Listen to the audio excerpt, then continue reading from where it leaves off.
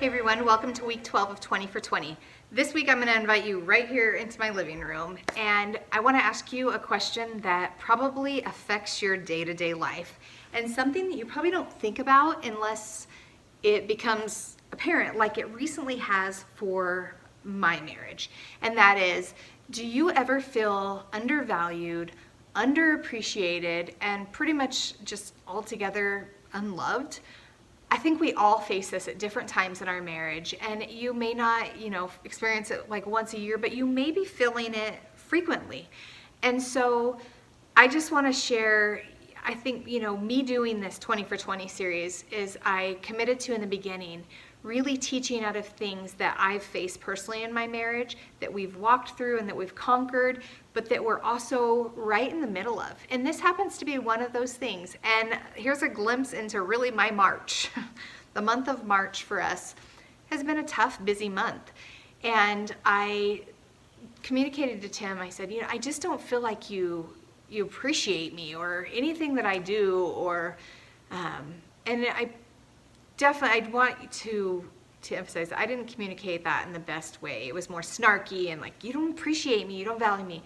And this response Tim had to me is he was saying, you don't communicate with me anymore, you don't talk with me, you are just so busy doing life that you are forgetting me in the process. And so I try to communicate those things as best possible to Tim. And I sent him a few of the things that I had personally been feeling, which all equated to not feeling valued or appreciated, right, or loved. And he sent me a message back, a text message back, which probably is not the best way to communicate, but it's what happened. And his response to me was a little bit, caught me off guard, but everything that I had been feeling for the past couple weeks, really, he had also been feeling. And he was feeling undervalued, underappreciated, where you feel like overworked and underpaid. We both were feeling the same way. But all we could see is really what we were personally going through in that moment. And so really what this week is what I want you to walk away with is practicing the pause, really practicing it.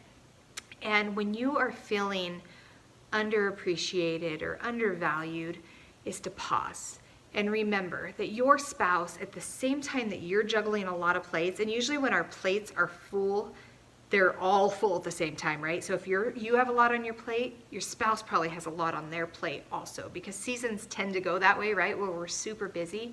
And whether, gender stereotyping, whether your husband works outside of the home and you're the one that works in the home and you're the one that's cooking dinner and putting the kids to bed and your husband's the one putting the bacon on the table, whatever your situation looks like, you both are balancing a lot of things, right?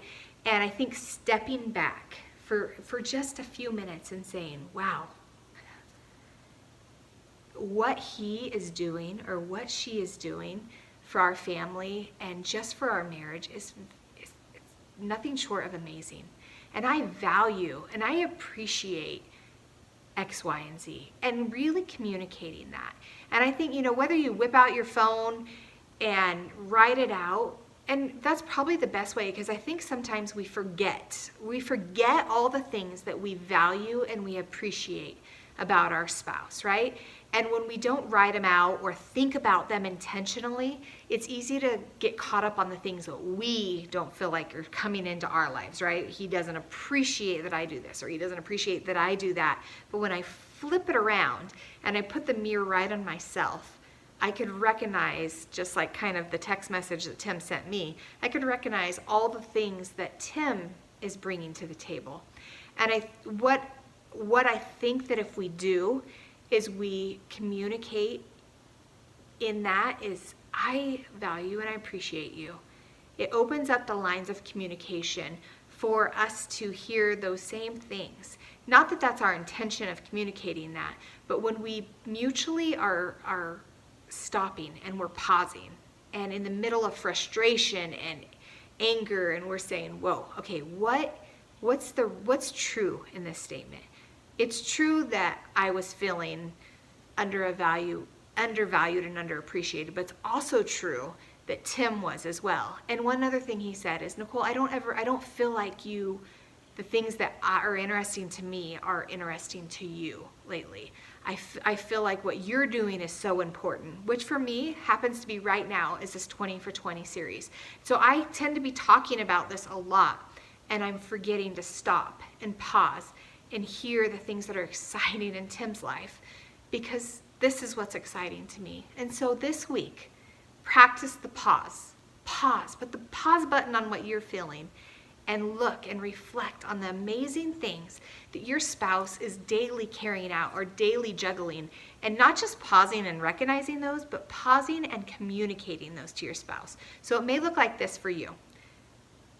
You may need to say, no, not may, you need to say to them, I value you. This is why I value you. I appreciate you. This is why I appreciate you.